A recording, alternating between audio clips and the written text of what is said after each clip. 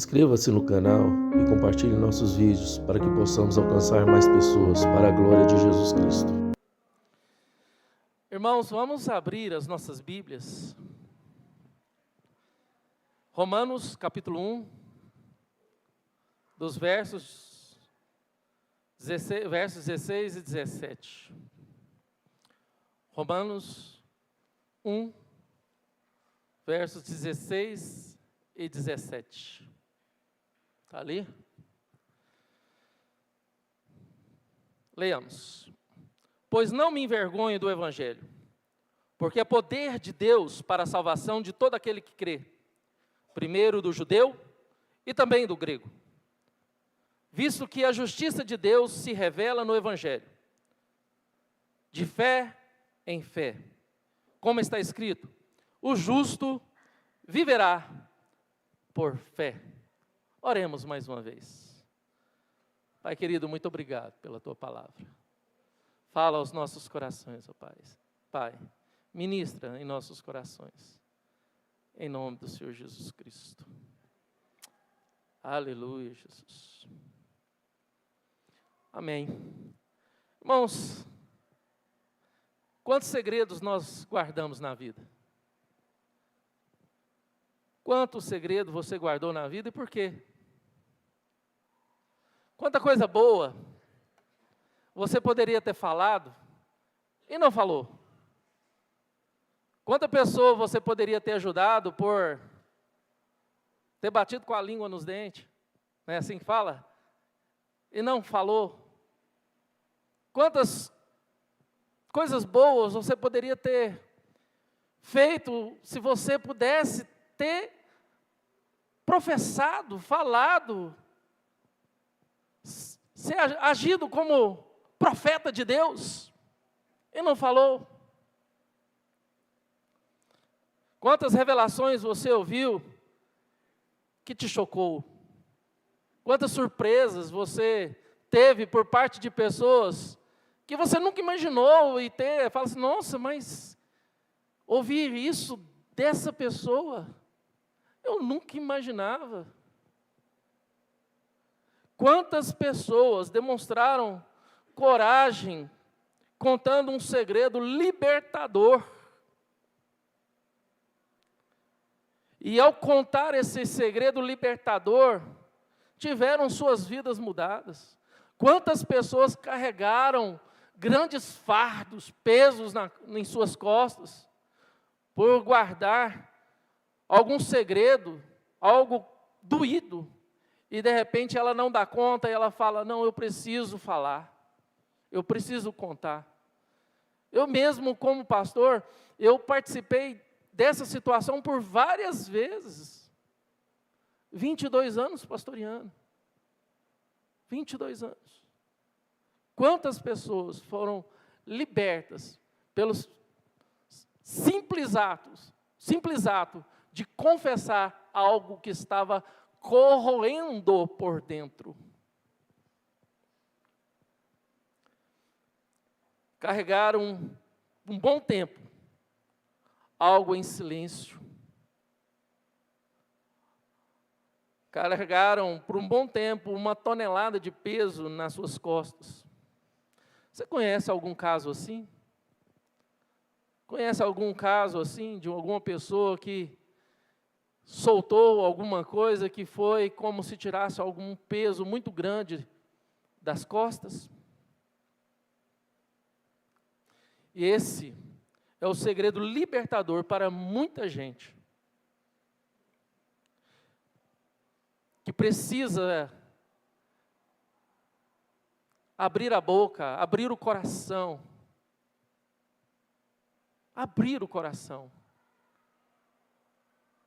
e libertar de algo que está guardado, aquele nó na garganta, aquele peso no coração. Mas também já vi gente levar para o túmulo.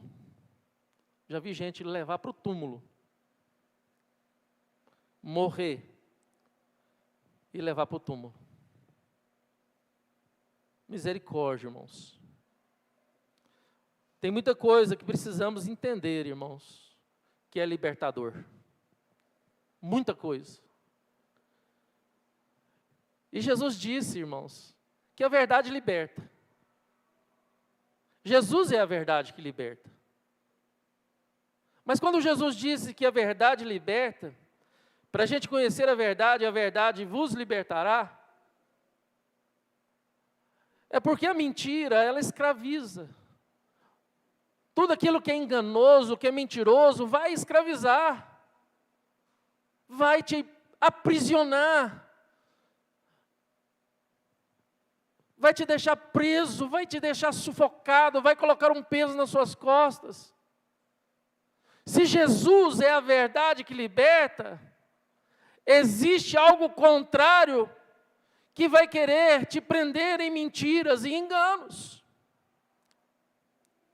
Hoje eu quero trabalhar o seguinte título: o segredo. O grande segredo. O poder do segredo revelado em nós e através de nós. Que grande segredo é esse, irmãos? Que grande segredo. Eu acho que a gente o ser humano não gosta de segredo. Né? O ser humano não gosta de novela, não gosta de seriado. O ser humano não gosta de fofoca, não gosta.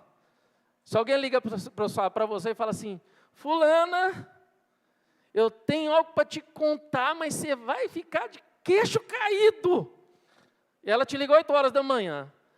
Você vai ficar de queixo caído, mas eu só posso ir na sua casa tardezinha. O que você vai falar? Meu Deus do céu.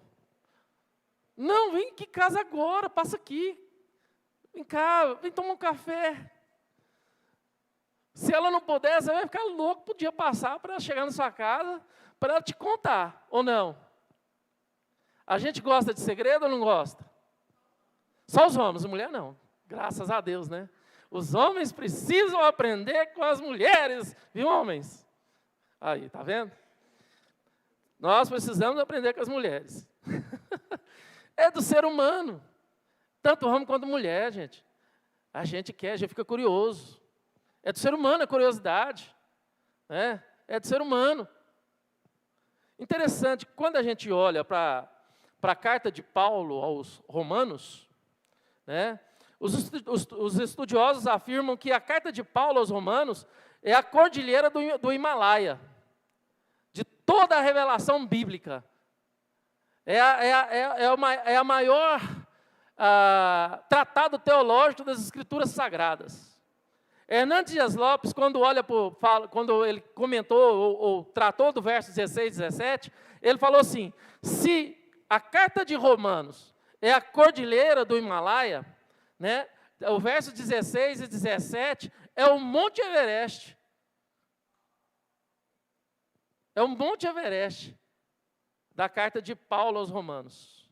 É o ponto culminante. É onde encontra toda a essência da carta de Paulo aos Romanos. Irmãos, Paulo aqui, preste bastante atenção.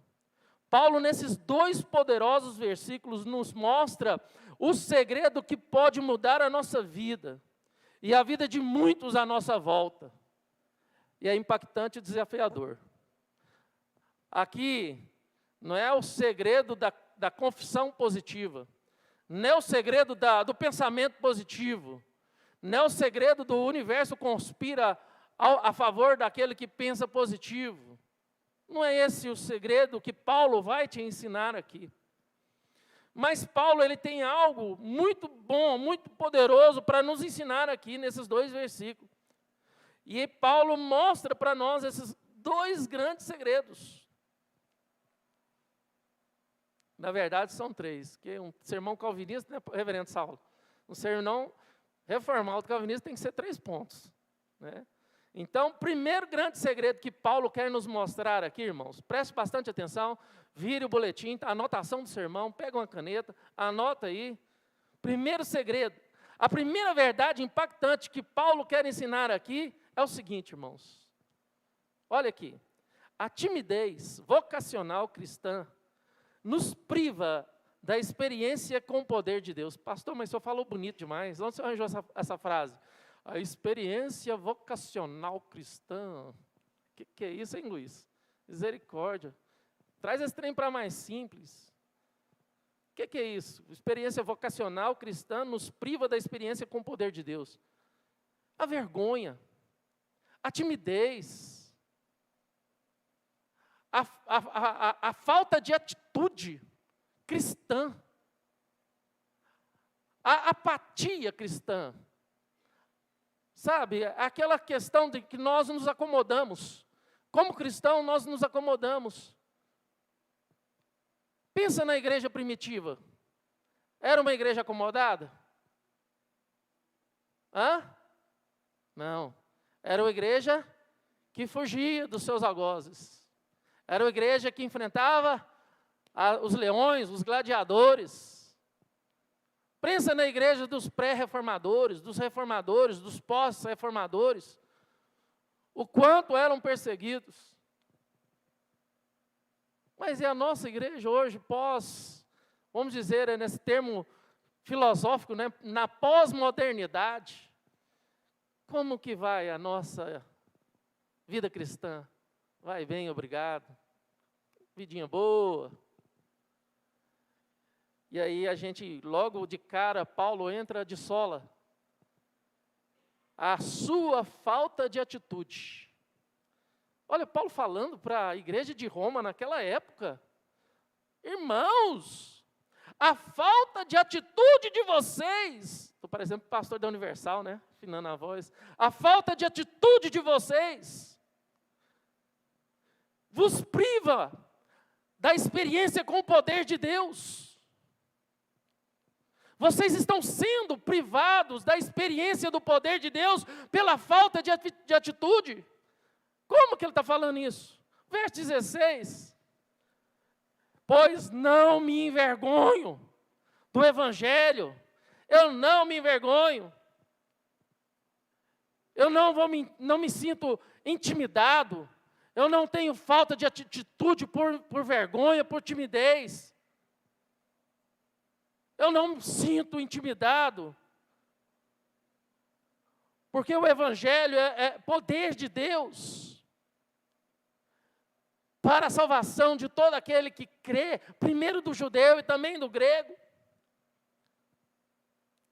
Irmãos, vivemos numa época de apatia espiritual, dentro e fora das igrejas. Vivemos uma superficialidade cristã, que tem engrossado cada vez mais as fileiras dos crentes fracos e dependentes, irmãos. As igrejas têm que se virar nos 30. Lembra daquele quadro que existia no Faustão? Se vira nos 30. As igrejas hoje, cada vez mais, têm que se virar nos 30. Cada vez mais tem que inventar coisa para encher a igreja, atrair adeptos, ou prender as pessoas nos templos, ou dentro da igreja. Tempo atrás me surpreendi com uma igreja batizando 2.000 adeptos num clube com toboágua. Os pastores ficavam lá embaixo, os irmãos fazendo fila e toboágua. Estou vendo coisas e mais coisas, irmãos. Aonde agora se faz tudo para agradar o homem. Eu tenho que agradar a minha plateia. Eu preciso agradar a minha plateia. E Paulo vira agora para a igreja de Roma e fala: eu não me envergonho do Evangelho. Eu não fico tímido. Eu não tenho uma apatia. Porque o Evangelho é poder de Deus. E aí, irmãos, eu pergunto, vivemos uma crise vocacional ou não? Não só nos seminários. Porque cada vez mais estamos enviando menos seminaristas, né, reverendo Saulo? Cada vez mais, menos candidatos ao seminário.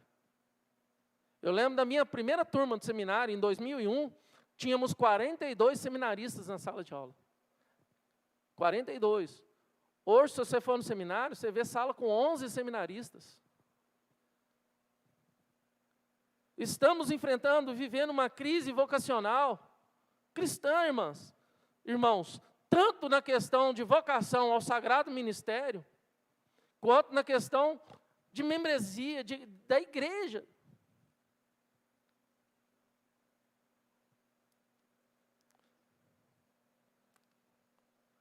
Isso é de mamanda caducando, irmãos.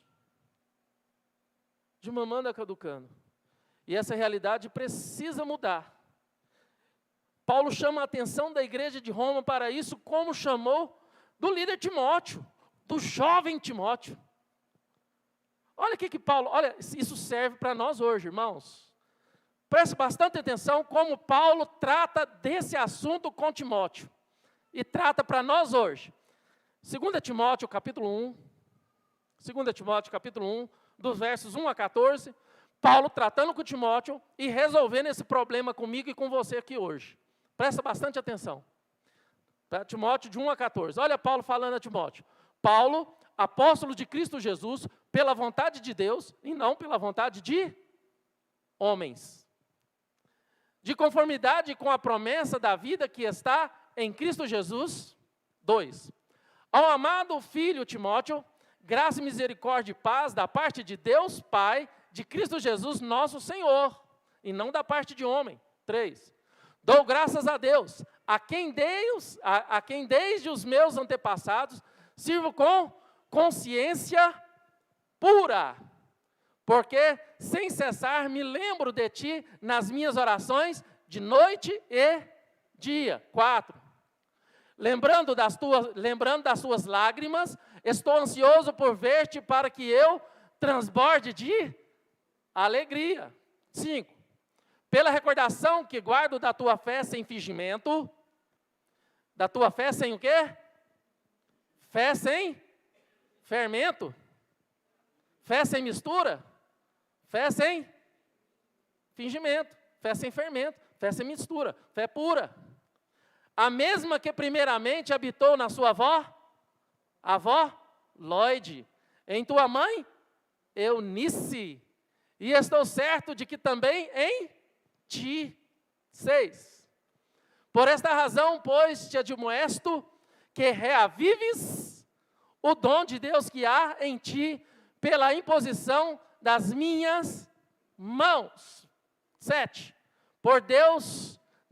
Porque Deus não nos tem dado espírito de... Deus não nos tem dado espírito de... Deus não nos tem dado espírito de... Mas de... Ele está falando a Timóteo, que era um jovem pastor, mas também está falando a quem?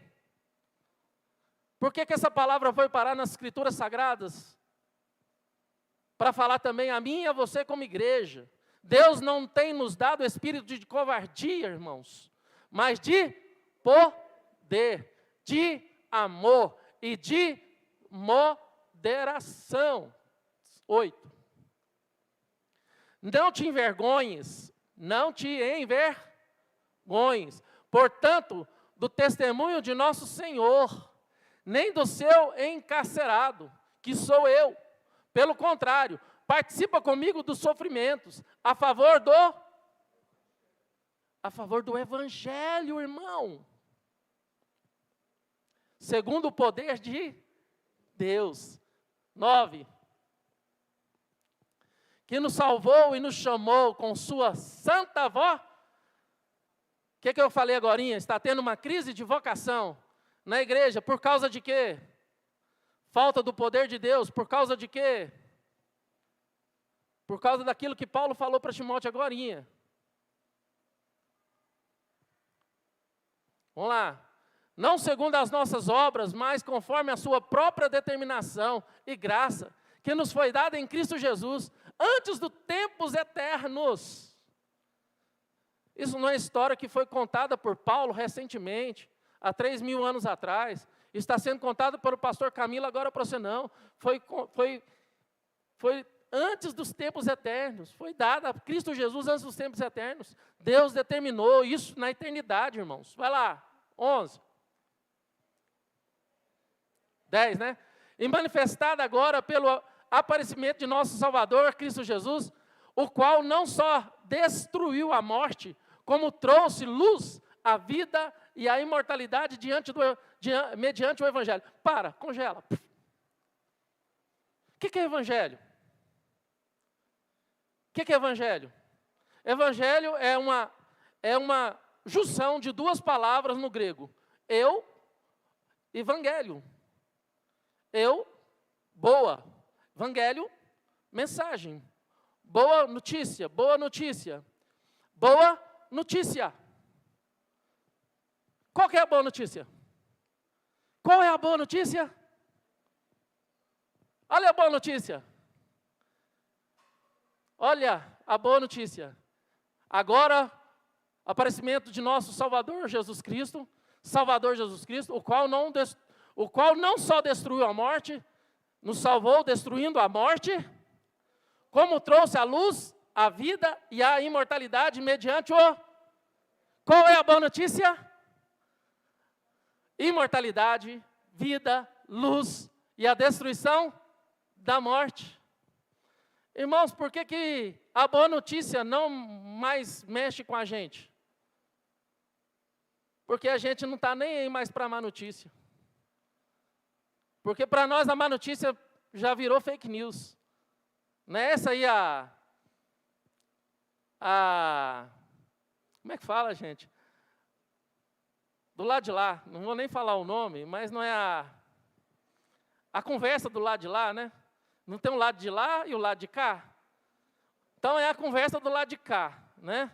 Não vou falar porque senão vai falar, o pastor está falando de política na igreja. Então é a conversa lá de cá, não é? Qual que é a conversa lá de cá? Não fala coisa negativa não, que é fake news. Meus irmãos, a má notícia é qual? Nós estávamos em trevas, nós estávamos mortos em nossos delitos e pecados, nós não tínhamos esperança da imortalidade, nós não tínhamos salvação e nem esperança de um Salvador. Você estava detonado, acabado e mal pago. Acabou para você, ó. Você estava... Você estava... Como é que fala? Você estava acabado. Essa é a má notícia. Você está assim preocupado. Meu Deus, o que vai ser de mim? Já viu aquele cara assim, que está assim, ficou desempregado? O seguro-desemprego está acabando. Só tem 6 parcelas. Amanhã vai receber a última parcela do seguro-desemprego. Aí ele tem que pagar o último boleto. E tem que fazer a compra. E não tem mais arroz para cozinhar. E aí ele já deixou o currículo lá, espalhou o currículo no DAIA. Foi lá na Ambev. Falou, ô Vitão, me ajuda aí. Né? Bota meu currículo aí. Né? Aí, de repente, quando ele recebeu a última parcela, que ele achou que ia sobrar um dinheiro para comprar um arroz, pelo menos uma carninha para fazer no meio do arroz, né? E ele não sobrou dinheiro, e agora ele está voltando para casa triste, chorando, né? E ele agora, o que eu faço? A má notícia eu já tenho. Vou ficar sem almoço, minha família também. E, de repente, quando ele está voltando para casa, aí recebe uma mensagem. Plup, plup. Aí ele... Plup. Nossa, a Ambev me chamou. Oh, glória a Deus pela vida do Vitão. Oh, meu Deus do céu. Eu fui contratado. Eu vou pedir um dinheiro emprestado aqui para alguém, eu vou comprar uma comprinha, vou trabalhar. Glória a Deus. Aleluia. Veio o quê? A boa notícia. É tão bom quando você está vivendo a má notícia, não é bom? E aí, de repente, veio a boa notícia, né? E você... Como se caísse um peso, você... Por que será que o Evangelho já não tem mais esse poder na nossa vida? Por quê? A gente fala do Evangelho, fala do Evangelho, fala do Evangelho. Não tem mais esse poder. Olha que exemplo que eu dei aí de boa notícia, de má notícia, e um exemplo tão gostoso que eu falei para a gente, né? Gente, você não tem noção viver o câncer por tantos anos com a Cássia, tratando, 11 anos tratando, quando o médico chegou de mim na casa e falou, olha, ela está livre do câncer. Gente, eu sentei, sim. Eu falei assim, glória a Deus. Glória a Deus. Vocês não sabem o que é lutar contra um câncer durante muitos anos. A má notícia eu já tinha. 11 anos de químio, de rádio, deixa eu falar de raio que o parto, de tanta luta. De chorar no chuveiro, né? De lamentar para minha cunhada, de tanta luta, e de repente o médico fala, olha, não tem mais câncer. Glória a Deus.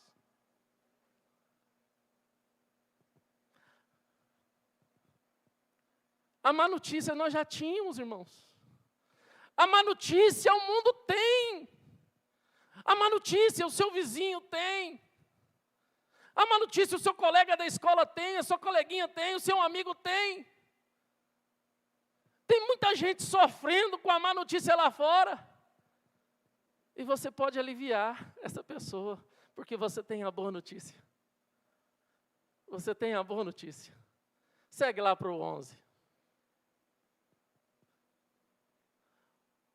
Para o qual eu fui designado pregador, apóstolo e mestre.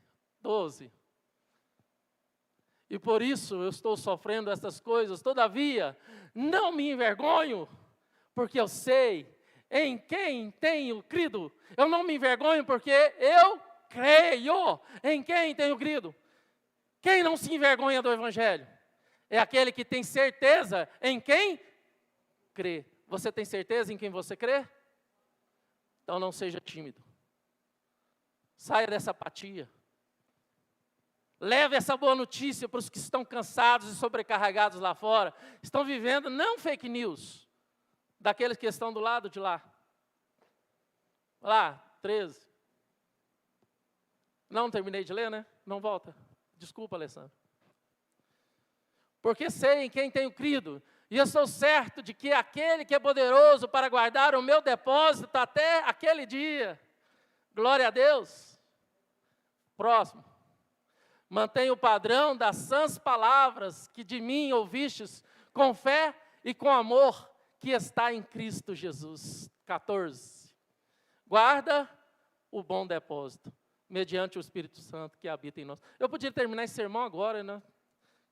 Já estou alimentado, Deus já falou comigo, glória a Deus. Não precisava nem do segundo e do terceiro ponto. Apesar que esse sermão só tem 2 pontos. Está vendo? Glória a Deus. Que bom. Glória a Deus. Mas qual que é o segundo ensinamento que o Paulo nos trouxe? O primeiro ensinamento que Paulo nos trouxe, você anotou aí, eu tenho certeza que você anotou, é que a timidez vocacional cristã nos priva da experiência com o poder de Deus. Tanto você de experimentar o poder de Deus, quanto quem está lá fora, vivendo a má notícia, e você tem um poder de Deus, que é o Evangelho na sua vida. E o segundo ensinamento, o segundo segredo, a segunda verdade é impactante, tão impactante quanto a primeira. É que a timidez vocacional cristã nos priva não somente do poder, mas da experiência graciosa, da proporção diária da fé. Nossa, pastor, tem como você simplificar isso aí? A timidez vocacional cristã nos priva da experiência graciosa, da proporção diária da fé. Olha o verso 17. Visto que a justiça de Deus se revela no Evangelho, de fé em fé, como está escrito, o justo viverá. Sabe o que ele está falando? A nossa apatia, a nossa timidez, a nossa falta de atitude com o Evangelho, com a nossa vocação cristã, porque se a gente fala que é cristão, peraí, eu sou cristão, eu preciso viver o Evangelho, sou cristão, eu preciso viver o Evangelho. A minha falta de atitude de viver e de falar o Evangelho me priva da experiência, tanto do poder de Deus, quanto da proporção diária da fé. Olha o que diz na Nova Versão Internacional. Olha que legal. Pois no Evangelho, se revela a justiça de Deus. Uma justiça que é pela fé. Do princípio ao fim. Como está escrito, o justo viverá pela fé. Irmãos, esse texto bíblico, ele é libertador e foi libertador para um homem que foi fundamental e mudou a história. O nome dele é Martinho Lutero. Martinho Lutero, ele foi estudar a carta de Paulo aos Romanos, e ele foi ler o comentário de Agostinho de Hipona, conhecido como Santo Agostinho. E justamente no verso 16 e 17, e principalmente no verso 17, ele foi impactado pela questão da justificação pela fé. Impactado. Porque até aquele momento, Lutero, ele achava que alguma coisa tinha a ver com as obras humanas. Era o que ele poderia oferecer, era Deus e mais alguma coisa que ele poderia oferecer. Era Deus e mais alguma coisa que ele poderia oferecer.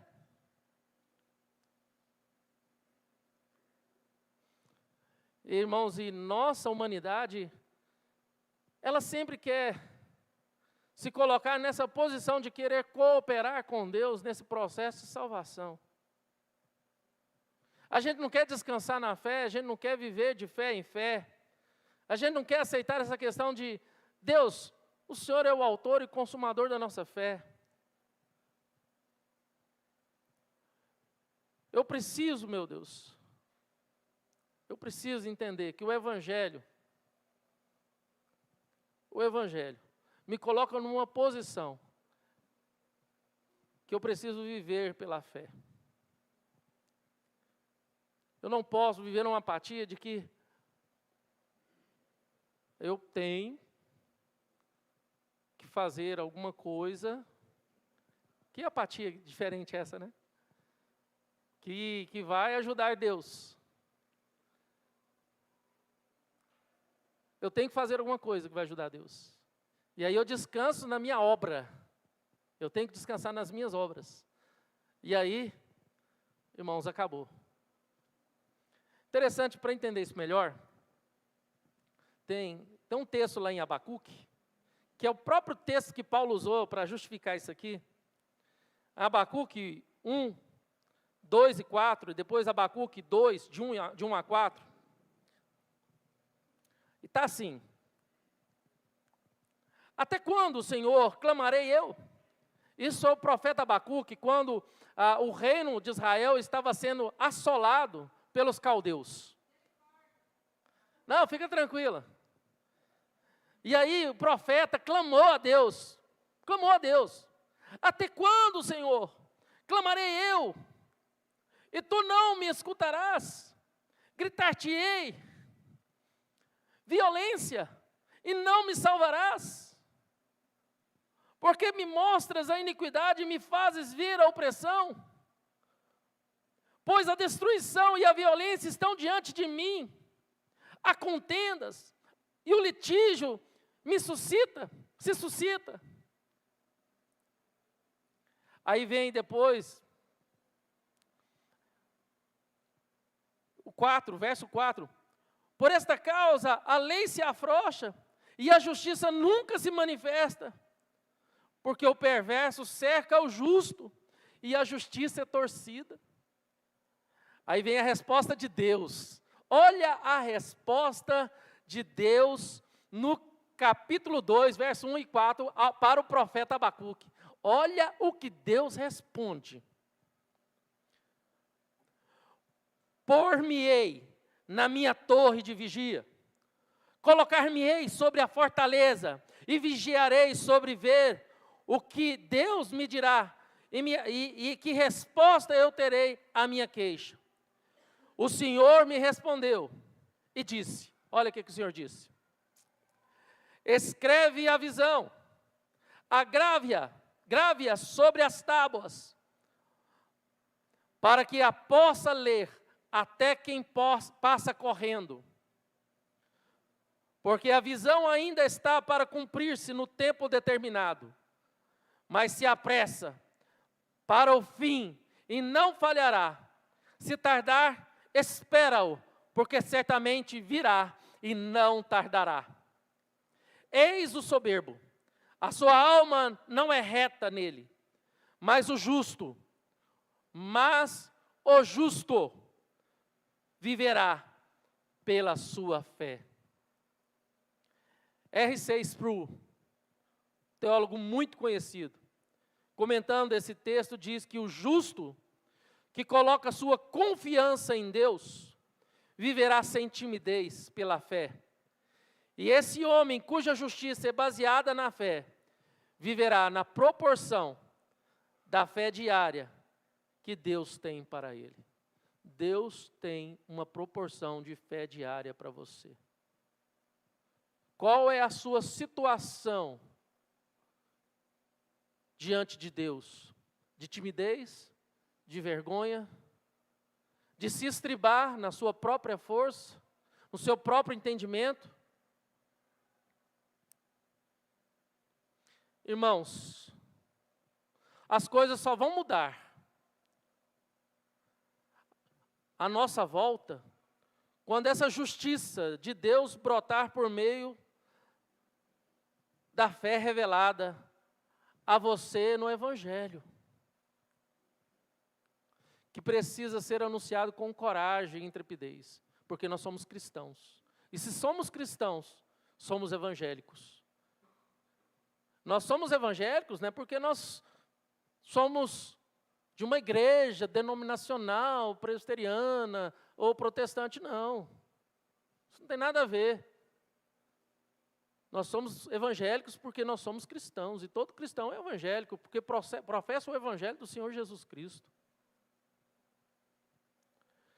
Não podemos ficar lamentando, irmãos, que o inimigo nos devastou, que nos destruiu. Não podemos ficar lamentando, como diz, né, a morte da bezerra.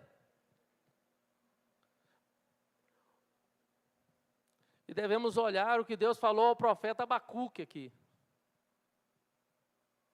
Vai adiante, vai em frente.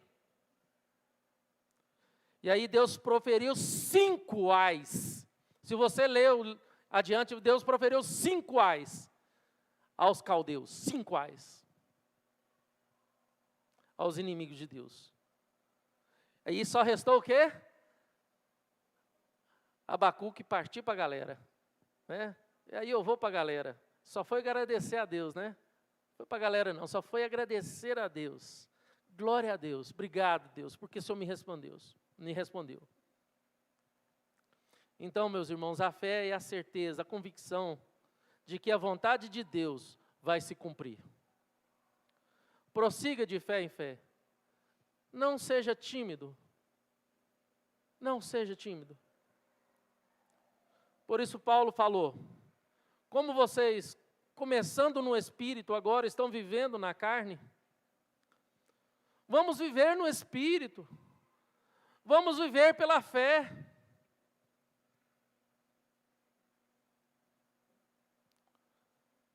Tem muita gente segurando muita coisa por muito tempo, irmãos. Tem muita coisa guardada no coração por muito tempo, tem muito segredo guardado que precisa ser libertado.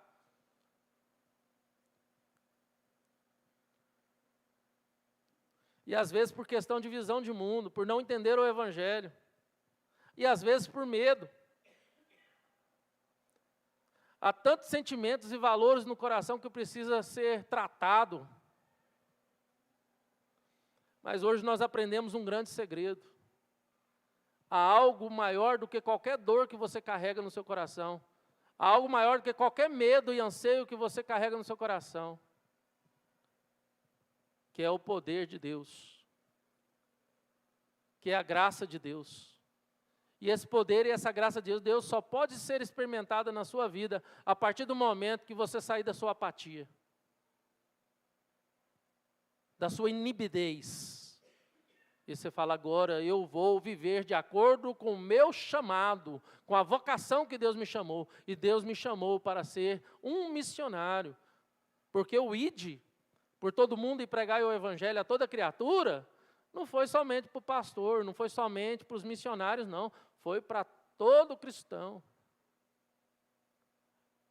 E você não pode dizer que Deus não te capacitou para pregar o evangelho.